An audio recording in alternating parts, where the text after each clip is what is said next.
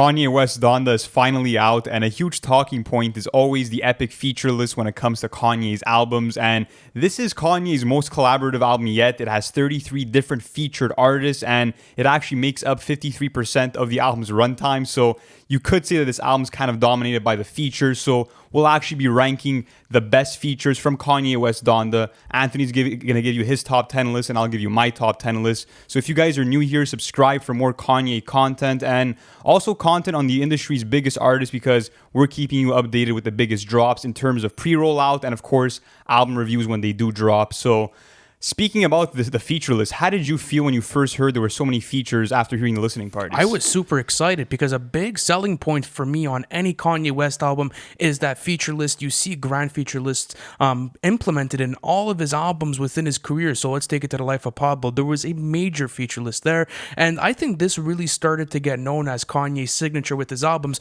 on My Beautiful Dark Twisted Fantasy, when he was able to put together the industry's elite. So this was crazy for me. And guys, listen, leave your sort of tastes and what you guys are enjoying with Donda in the comment sections. It's always nice to talk with you guys and get the conversation going there. So Lou, tell me, what makes a good feature for you on an album before we actually get into this, so people have context on how you and I made our lists? Yeah, I mean, it has to be refreshing to the track list. So if it's someone who has kind of a different voice than the actual artist, if it's someone who's able to deliver a calm and cool chorus for a rapper who's, let's say, going in and spitting a 64, or, you know what I mean, just someone that adds something refreshing to the track list and who sometimes can also play into the actual theme of the album, to me, that's always a bonus. What about you? I think it has to be perfectly implemented in the track list. So, from start to finish, the features are so important because I feel as if it keeps you wanting to go through more of the track list. Like, let's say I know someone I like is, featured at the bottom end of the track list. Okay, I'm going to want to get through the album to be able to hear that because I like listening to my projects. It's like different checkpoints. Start to finish. And then I also enjoy it because it allows me to see how different sounds are created between two different artists. So, example, an honorable mention that I have on this Donda track list is Westside Gunn. I really wanted to know how he was going to sound on Donda, and I kind of understood that, okay, with the sort of Kanye West vision, Westside Gunn would sound like this on a track list. The same thing for Conway the Machine. So it was cool to see that, and I feel as if that's a major upgrade on this album in comparison to Jesus is King and Ye. If you go through those track lists, maybe they feel a bit more bland than Donda because of the lack of features and the lack of collaborators on this, especially that you have such a long track list. You need those features to be strategic. You need them to be able to carry a track list out and keep it refreshing. Yeah, true. But in terms of my honorable mentions, I would say that Playboi Carti surprised me. A lot of people were kind of giving me shit after I said that I didn't want to hear Carti on the album, but what he did on Off the Grid actually was fire because he brought this manic energy, had bars about like tatting his kid, which I found pretty cool, and just that wild energy that he brought mixed in with like the what ad-libs, it fit in really nice with that drill kind of production. So he did his thing, and also I didn't mind him too much on Junior, so that's an honorable mention of mine. Also, Lil Durk on Jonah did his thing too. Absolutely. Really personal writing, so those would be my honorable mentions. What about you? I had Lil Durk there too because I feel as if I slept on that verse at first, but for the most part, you know what? Like I feel as if I'm really strong in my top 10. And the only other feature that I was contemplating putting in here was Westside Gunn. I did like his part, maybe even Conway, because he had an interesting story about how he had gotten shot and connecting to God through his whole journey. So I was contemplating that, but. Okay, I think we got to start this off, dude. Let's so who do starts? It, man. Top 10. Who do you want to start? We don't know each other's list, so this can go anywhere. I'll give you the start. What's your number 10? Okay. I got Playboi Carti on Off the Grid. I think I'm going to start off like that. Right. So this was the thing is like, I was in that same boat where I was skeptical if I wanted to hear Playboi Carti on a Kanye West track list. And I understood what Kanye had done on Whole Lotta Red. And I understand that, Playboi Carti has one of the biggest and I would say most dedicated fan bases in all of hip hop at the moment. So I was anxious to see how he was going to be implemented here. And honestly, it was really, really fucking well done. So you go into Off the Grid and already you kind of get this haunting sort of melody going on in back. You could start hearing the drill 808s in back kind of extending. And I love that he only had a very short placement on that track because let's say he would have had a longer verse. I felt as if that's when it would have become too overwhelming, and then it would have taken away from the Fabio and the Kanye verse after because those were lengthy tracks. So I fucked with it. Not only that, but I love the ad libs that he adds to that track. I feel as if it gets the hype going, and he's actually adding his own ad libs to Kanye's verse as well. So it was cool to see, and I listen. I feel as if he adds that extra sort of flavor to any track he gets. Yeah, no, it was definitely dope. But do you think, in the grand scheme of things, that he's worthy of being on this track list, on a Kanye West feature list? Absolutely, because he did his thing. Because I had that same question, and I was like, you know what? You have to have the skill and the talent to do so. And I feel as if he had a place there. Like, he added flavor to the track list, and Off the Grid would have felt different without Playboi Carti. Like, that was a big thing for me. And the fact that this is one of the most hyped songs off the whole album, and he's probably one of the biggest reasons to have that hype going, especially with, you know, his manic ad libs going in the background. I have to salute it to him. He Honestly, really did impress me. He deserved the placement. I'll give him that.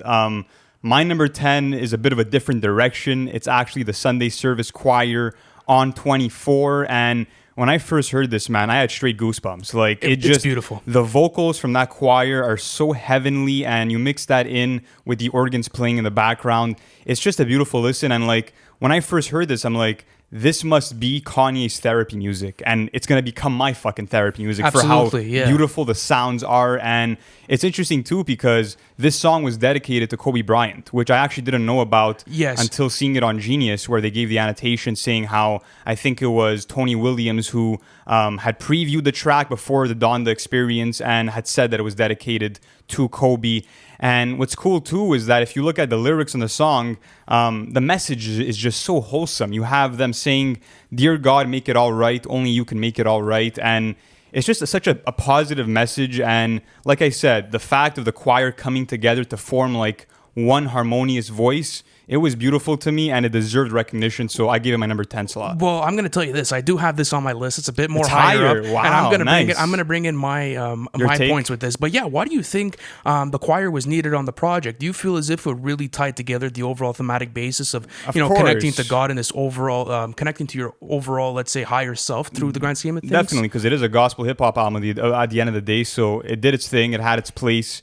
Let's now move on to your number 9, man. What do you got? Okay, I'll let you take a guess. What do you think I have there? What do you think I have your there? number 9, I'm going to go with... What do you think? Jadakiss? No, I do not have Jadakiss on there. By the way, I didn't include any part 2s on this. So I really stuck to the main track list. And I have Travis Scott on Praise God. He is on the intro, the chorus, and has 2 verses on this. He is also my number 9, by the way. So okay, fire. We can have this convo together. Okay. So let's go like this. What is your favorite moment about that feature, and why did it make your top 10 right off the bat? Yeah, I made my top 10 because, I mean, yes, it is maybe a Travis flow that I've heard before, but the vocal complexions that he's bringing on here are so fucking unique. And not only that, but you also get like this auto-tuned harmonizing from him mid-verse, and it was such it added such a cool flavor to the song. And I wish that he was on it for longer, to be honest. Well, he did actually have 4 different flow switches. Like, that's what I found was pretty cool. Like, if you go actually from the intro to the chorus and then, starting off his first verse, he was able to keep a refreshing for me. Yes, but I feel like the main flow is a flow that we've heard before. But you see, I like that because the thing is that it was also matched with similar ad-libs that I've heard on Astroworld. So I feel as if like he was able to execute that properly. Another thing is that Kanye is not on this song. So the biggest thing for me was like, when I was looking at what do I want to include, I wanted to put Baby Keem on this list because it just indicated to me that this is going to be one of the most hyped songs on this album, and it's carried by 2 feature artists, not even the main artist of the album. So they had to do a great job at not only featuring on this album and not only giving their best performances, but it was really, really, really vital that they actually performed on this, or this could have ended up being a miss because Kanye was not on this himself, or at least had a complete verse. So I agree with you, but let's go on to number 8 now. This is interesting. I want to see what you have here because... You have any guesses for my number 8? Let's do... is it Kid Cudi's feature on Moon? It's not Kid Cudi's feature on Moon. I love that feature, but it did not make my list. It's actually Jay-Z on Jail. Wow, and you might be surprised that I have it that low. Shit. But yeah, honestly, I thought it was a great feature. Of course, the reunion of the throne is something that everybody's been waiting for. And lyrically, Jay-Z did his thing, but performance-wise, the reason why it's a bit lower is that I didn't get that primetime Jay-Z. I didn't get I would say that braggadocious, in-your-face, hard delivery, quick rhyme schemes that I'm used to getting from Jay-Z and Kanye collabs. And like, as much as I do love the verse, if I'm having this and I have Diamonds from Sierra Leone remix right next to me, I'm taking Diamonds from Sierra Leone remix. If I have this next to Otis, I'm taking Otis. I know, It's but just, we're talking to me, about all-time classics. You know what I'm trying to say? I'm just saying, in the grand scheme of their grandest collabs together, it's not up there, but he still killed it. He has this really calm and patient flow. I love the fact that he actually, is speaking to Donda in his verse. I found that was really cool. Apart from that, I mean, if you look at his lyrics, the double entendres are crazy. He has a part where he says, "Don't have to see you to touch you. This is what Braille look like. It's on sight." And it's mind-boggling to think that Jay-Z recorded this verse 4 hours before it was previewed at the listening party in Atlanta. So yeah, it's massive. Okay, so let me ask you this. I know that you maybe wanted to put this a bit higher in your list, if that's if that's what you had to say at the beginning before even hearing the album, but what do you think you needed to improve on? I'll ask you that. At least I don't let's go think with he that. had anything to improve on. I feel like we're in a state of Jay-Z where he's evolved, he's more mature, and he doesn't need to rap his ass off the way that he used to. Like, it was kind of just calm and cool and collected, and it felt like the grasshopper that just came to say his message and silently go away. I like that afterwards, analogy. I'll take that. Lou brought out the grasshopper analogy, so I'll take it. But let's go through mine. My number 8, and I actually do have Kid Cudi on Moon, and he actually has a verse in the outro on this. And I know that you like this verse, and the more and more I listen to Moon, I realize that I think this feature will probably grow the most on me. And it's Facts. because I was listening to this with Chris, earlier today, and we had talked about how this could probably end up making, the original Man in the Moon track list, something so mellowed out, something so intergalactic, feeling that you're like out of this world, and I feel as if I've gotten these sort of, flows and melodies on something as high as, Kid See Ghost. Like, I really felt as if it was a beautiful feature by Kid Cudi. Not only that, but the fact that he had the only verse on this song and, had to carry off, the whole song is quite impressive, because Moon is one of the best songs on the album for me, and it's probably going to stick through my rotation the most out of any other track, besides the exception of a couple when we do our track ranking. But the only thing I do like too about it is that going into the outro, he's laying down these beautiful vocals to close off the song, and you start seeing that he's bringing into the humming implementation with Don Toliver's vocals, which is another pick on my list. So I love the way he carried it out, and I do think that it was one of the best performances on the album. Do you prefer this verse on Moon or what he originally had on Remote Control? Oh, that's good. Well, listen, because Remote Control, we heard that at the second party in Atlanta, correct? Yeah. Okay. Moon. I'm going Moon. Yeah, okay, I agree with you. I think I'm going Moon. But he had 2 amazing verses. Absolutely. Regardless. I would have loved to see both of those features on it, but we only got Moon. But let's go on to number 7, guys. So we're almost at the halfway mark throughout the list.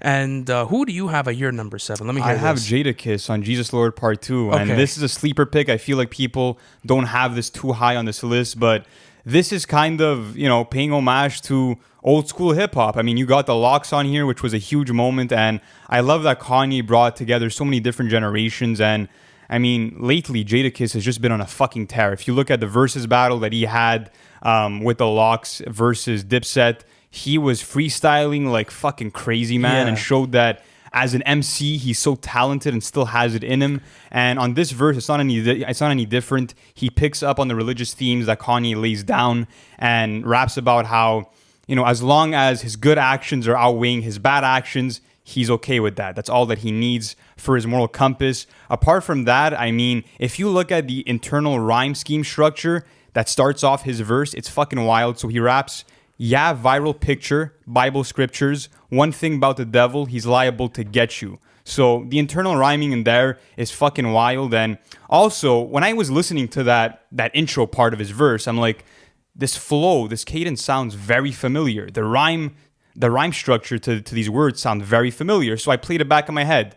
Viral pictures, Bible scriptures. Then I thought, champagne wishes, 30 white bitches. From So Appalled. So I'm like, Jadakiss is probably paying homage to Kanye's hook from that song. So I'm like, that's really dope. And I mean, the imagery that he sets up too, he's just one of the best MCs to ever do it, and I loved his inclusion on the album. Absolutely. Listen, if I were to include the part twos, which I probably should have, my bad if you guys get cheesed at that, but yeah, I would have probably put Jadakiss pretty high up on this list. But at number 7, that's where I actually placed the Sunday Service Choir on 24. And listen, they take care of the chorus and the bridge on this song, and what I love about this performance from them is actually on the bridge, because I'm not sure if you pay attention to the production, but you start to hear those gospel organs mesh in perfectly with their voice. Yes. Not only that, but I love the vocal effects, and I love how they come in and sort of like I think it was like it was such a high-spirited note, and it was actually essential to the way that I went in into the rest of 24, because you felt that energy right away from the choir. You felt as if, you were in, Kanye's sort of soundscape while you were listening to 24, and if the choir wasn't there, it would have been such a fucking L on this track list, because they low-key killed it on a different level, especially with all the notes that they were hitting and how fucking perfectly in sync everyone sounded. It was greatly implemented. Not only that, but they also had a part on the outro. It was a great track, and 24 is going to be in my rotation, but let's actually talk about our number 6, and I'm going to start this off with Vori on Jonah, and he actually has the chorus and the first verse on this, and it is one of the best choruses on all of Donda. I promise you. Go to Jonah, play Vori's part, and you guys will understand what I'm talking about. He comes in, hitting these beautiful notes that add such a beautiful angelic presence to the track, and then delivers a beautiful, calm first verse. I loved it, and not only that, but it impresses me that he's able to hit such high notes while delivering such a beautiful verse that's full of imagery. So I fucked with it. How did you like that verse? He was one of the most important parts of the whole fucking album, man. Like, give Vori his respect. If you look at what he did on God Breathe, if you look at what he did on Jonah, on No Child Left Behind, like, he was an integral part of delivering these amazing hooks, and this one's no different. And his rapping verse was actually really fire too, super mellowed out flow, and I really enjoyed it. But at my number 6, I actually have Roddy Ricch from Pure Souls. Do you have him on your list? I do not have him on my list. No, I don't. I understand. Because I know you've been fucking with that snippet for a while. Yeah. So what's your favorite part about that Roddy Ricch feature? It's definitely the raw vocals. I feel like he had the most pure spirit when it comes to his singing, and a big part to play in that was actually his vibrato, the way that he's switching from one vocal pitch to the next. I mean, his range is amazing, and I feel like when it comes to that high register falsetto, he's one of the only rappers that can really sing in that kind of spirit. And also just what he's able to rap about the trials and tribulations, the way that he's extending those vocal notes. It's flawless from start to finish. And in terms of just pure vocals, it was a standout for me. And the one thing that ruined it was the fact that the drums were added into the beat. If it was just that original piano melody, this would have been higher on my list. But now we're at our final 5. This is a big moment. Who's your number 5 spot? Okay, do you want to take a guess again, or do you want me to just say it? What do you got? Let me try to guess this. What do you got? Is it Jay-Z on Jail? No, it is not. But we're getting close, though. You were hot. Like, you're in that area. All now you're starting to scope it out. Lil Baby, no? I have the Weeknd on Hurricane. Okay, that's also my number 5. And this is another fantastic chorus on Donda. Probably the best, tied with Vori on Jonah for me. And, the Weeknd also has the bridge. And I'm going to tell you the best part about this song, okay?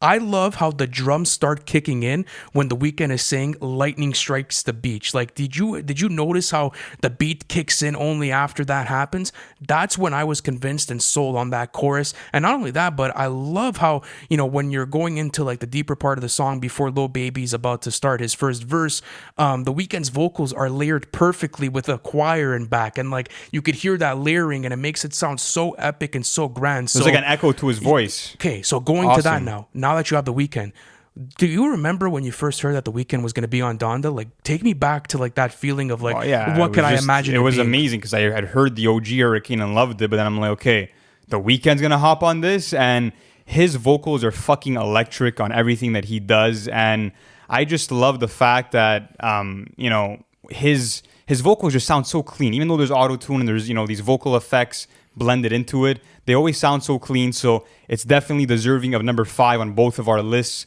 What's your number 4, though? Okay, listen.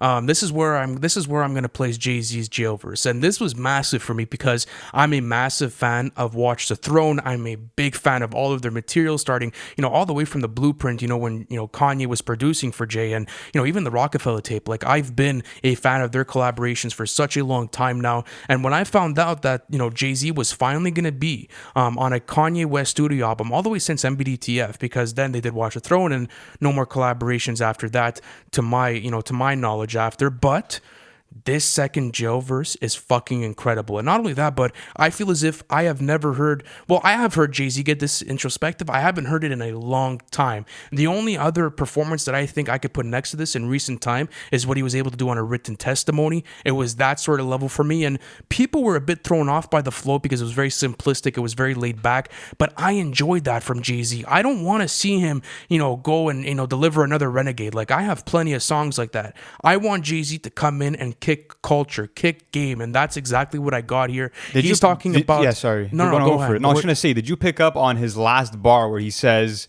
still it's a hell of a life, yikes, where he's pretty much, using Kanye songs to create his bars. I just thought it was super pretty cool, dope. and there was actually a cool message within this. So I'm gonna actually read about how he started his Jailverse. God in my cell, that's my cellie. Made in the image of God, that's a selfie. Pray 5 times a day, so many felonies. Who gonna post my bail? Lord help me. Hold up, Donda, I'm with your baby when I touch back roads. So I love that type of deep introspective writing from Jay-Z, and I want to see it with every single fucking verse he delivers. Like, he is the GOAT at doing that, and when he does it, it gets vivid. So who do you have at your number 5? My number 4 is Vori. My bad. It's Vori on No Child Left Behind, and this was the first taste that we actually got of Donda, and that was an unforgettable moment for me because I heard these vocals that opened up the track, and I'm like, who the fuck is that? Like, these vocals are angelic, and I just love that he comes in with these low-key harmonies over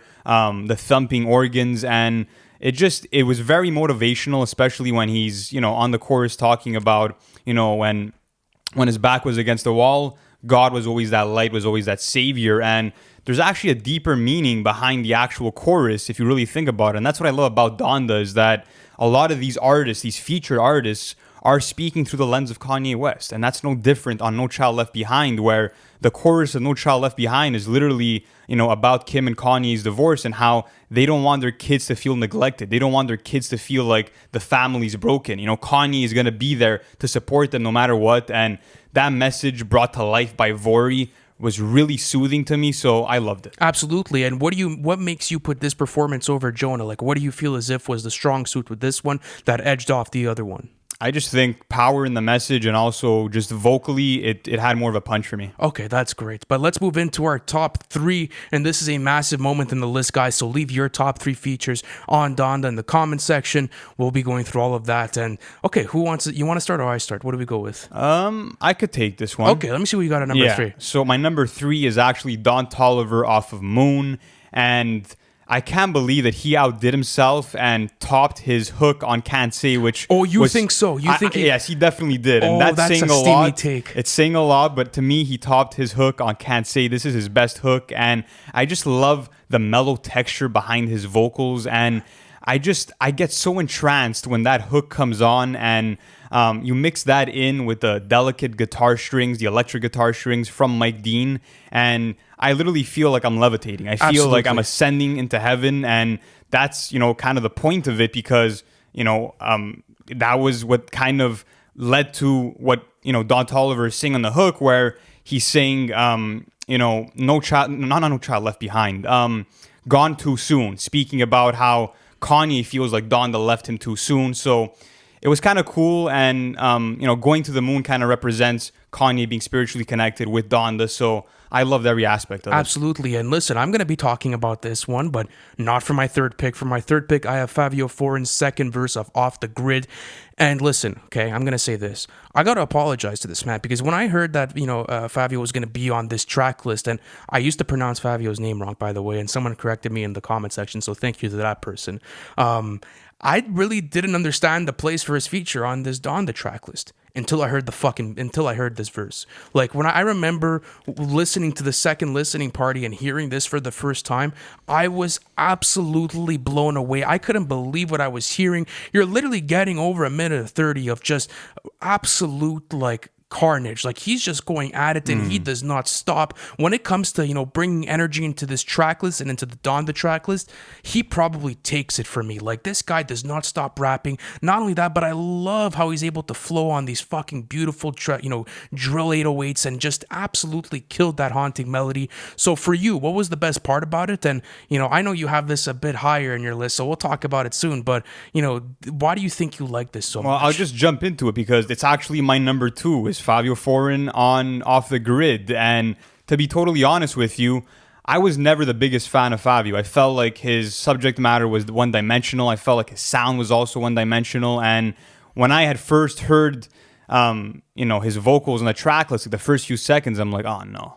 Like, I really don't want this on a Kanye album. And then he fucking surprised me. He shocked me and spazzed out for nearly 2 minutes with these crazy flow switches. He opens his verse talking about what his mentality was like when he was in jail, and also how, praying to God was a big part of his routine. So seeing him get super introspective was dope. And also, I feel like his delivery was fucking perfect here. The way that he... The breath control was massive. The way that he timed his pauses in between the verse, I mean, it was awesome. And it's cool to see him come also with a bunch of dope one-liners. If you look at if you got a name, you got to protect it. If you got a voice, you got to project it. Like, he's rapping on here, and it's nothing like I've ever heard from before. And like you said, he might have brought more energy than anybody else on the entire album. So shout out to Fabio because he impressed the fuck out of me. Yeah, man. Probably my favorite aspect of Off the Grid, and Off the Grid is one of my favorite tracks off of Donda. I also feel as if that, without that Fabio, part, the track wouldn't have had that substance that I wanted it to have, because alone, let's say you would have only had Playboi Carti and Kanye there, I feel as if maybe something would have been missing. But not only that, but it was that perfect middle point for then Kanye to end off the song. So you get 2 of some of the best verses on the whole album packaged into one song, and that's Off the Grid. But let me go on to my number 2, and it was what Luca just stated with Moon. Don Toliver absolutely killed his part, and I love how he actually starts off the song in a cappella, so there was no production behind it, and you kind of start to understand what type of vibe he's going for. Not only that, but I loved how they were able to mesh Kid Cudi's vocals with Don Toliver's at the end of the song to carry out the outro. That was absolutely beautiful, and I don't know if it's better than Can't Say. I'm not on that level yet, but the only thing Can't Say over Moon right now. It's looking like it. Okay. I just think because it's too iconic to my listening, and that I really fuck with that first moment that I heard Don Toliver. So that's fine. I think it's maybe a bias there, but for the most part, one of the best performances on the whole album. And this proves to me that Don Toliver could go into any sort of direction he wants with his music, and he'll make it sound good. This guy is so slept on, and he's able to create these beautiful performances where you don't even understand how he's hitting these high notes and how he's getting off these flows and melodies. Not only that, but think about Don Toliver taking Off a Moon. You would have had nothing on this track list without him, and he only had a very minimal part too. Like, he should have had more, but at the end of the day, what he gave was absolute gold. But let's get into the best feature, man. This is a major moment for us because we've been waiting for this feature list for such a long time. So I'll let you announce it. Let's go for it. I'll let you announce it. So we have the same top feature. Our number 1 is Jay Electronica on Jesus Lord, and this guy is a lyrical mastermind. And I think that in terms of talent, he is one of the best MCs to ever grace a microphone. And this verse from start to finish demands your full fucking attention, man. Absolutely. There's not a single part where you cannot, stop listening. You have to listen to this with headphones because you won't be able to pick apart everything and just understand. And I need a genius, for this whole verse, like really going into it. So I'm going to read out a little part that I really fuck with. I never rolled the GSXR or the R6 or the Honda, but I flew my Ducati through North America like Wakanda. Earthquakes will strike this nation for what Bush did to Rwanda, what the Clintons did to Haiti, and Downing Street did to Ghana. Like, what the fuck? Like, what is Jay Electronica on, bro? That's some prophecy shit right there, bro. Yeah, and what's crazy is that, like, he's spitting this verse that's about his faith, with the Nation of Islam, but then he's bringing in historical injustices and, actually teaching you about so much historical shit. Another bar that I, was blown away by was, my bars is like the pyramid temples of Pakal Votan. That's massive. And Pakal Votan is actually the name of a lord from a pre-Columbian civilization from the 7th century, and pretty much he was the one that orchestrated the building of the pyramids in that civilization. And after he passed away, they continued to build them and actually finish those pyramids, which I believe are still up today. So he's comparing his bars to those pyramids, saying that they're going to last for fucking eternity, even after he passes away. So, I mean, just the way that he, brings these metaphors in and is just so culturally relevant and also, very true to his political stances. It's fucking mind-blowing, man. I mean, the double entendres, the multi-syllabic rhymes, it's everything that you want out of a hip-hop verse, and it's one of the greatest verses of 2021. Yeah, definitely. Probably my favorite that I've heard so far, but someone has to give this man a fucking university class. This guy is always kicking game on every single 32 that he spits, and he does not let down at all. No, man, he doesn't. There's not a wasted bar on any single Jay Electronica verse, and he just proves it here. Like, we were having this conversation at one point when we were waiting for a written testimony, and we were like, listen, this guy is easily one of the best writers of all time. Like, this guy's pen game is top fucking notch. And when it comes to messaging, spirituality, when it comes to connecting yourself to God and, diving into such complex matters, there is no one that delivers it like Jay Electronica. Yeah. So, man, how did you feel about the track list as a whole now? So it was cool. I think that overall everybody showed up. But one thing I do want to talk about briefly is kind of our dishonorable mentions. So the features that we feel like maybe didn't deserve a spot on the track list. So a big one for me is actually Lil Yachty on OK OK. Yeah, that's my only one that I wasn't. That's your only one? And why didn't you like it too much? I just feel as if it was out of place. Like, I always feel as if, Yachty's on his own vibe, and like, this guy's making fucking millions off of his music. Like, it's no hate on him, and he has a core fan base. It's just, for myself, I have never been able to gravitate towards his sound, and I just feel as if, like, I would have been okay without, the Lil Yachty feature on OK OK. And to be honest with you, like, that was the only sort of misplaced feature I felt as if was on the track list. Like, I would have considered giving this track list a perfect rating on the review if it wasn't for the Yachty feature. And listen, that's just my personal opinion. I'm not a big Yachty fan, but for the Yachty fans in there, tell me how you like that song. So you're saying you would have given the album a perfect rating if it wasn't for Yachty? No, I would have given the features. Oh, the features. Only okay. the features. Okay, I got you. Only the features. I just feel like you brought no flair to it, man. Like, it was just fucking lazy. It felt boring to listen to, and like, I feel like a lot of artists who end up being on a Kanye track list have a remarkable talent or have done enough work in the past to really earn it, and I just feel like he didn't quite. He kind of got the free pass by Kanye. Like, yeah, come in on the verse, man. Yeah, you think so? You think it was like that? You really didn't like it? I really didn't fuck with it. And also the Baby on Jail Part 2. People seem to fuck with that. People like it. It's really not it for me. And I know you've never been a fan of his music, though. I've never been a fan, but I mean, it's just the way that like him and Marilyn Manson like share vocals just really threw me off. Didn't enjoy anything about it. But I mean, the subject matter is there. In terms of that, he is, getting super deep and personal, but just delivery wise, it's just flow wise too, just totally off for me. Yeah, but I know. Apart from that, I mean, it is one of the most memorable feature lists that we've ever seen. And like I said earlier, man, this is the most features that Kanye has ever had on any album. And I want to end off like this. Do you think that as this album ages, this will be Kanye's best feature list ever? No. Definitely not. My Beautiful Dark We're on the Twisted same Fantasy page then. and BDTF automatically. Like, that's just way too iconic for me. Life of Pablo, close second. The Life of Pablo is a close second, and then I'd maybe put this. I'd put this up there. Even Late Registration had a fucking great, a great feature list. So that's up there for me. But you could kind of expect this with any, Kanye track list, guys. There's going to be great tracks. There's going to be, star seller features on this. There's going to be just a great overall listen to any Kanye project. So on that note, guys, thank you for watching throughout this whole video, because it's always an honor doing content for you guys. Plus, we'll keep you guys updated through, the rest of our Kanye Donda rollout. So we're going to be, diving into different conversations as the weeks progress. Not only that, but we will be keeping you guys updated on everything industry-wise. So, let's say, Travis Scott starts the Utopia rollout, or let's say, CLB's dropping this week. We had that all covered, even for the new Kendrick album. We're on that too. So, guys, thank you so much for supporting us. Thank you for watching this video, and we'll catch you on the next one.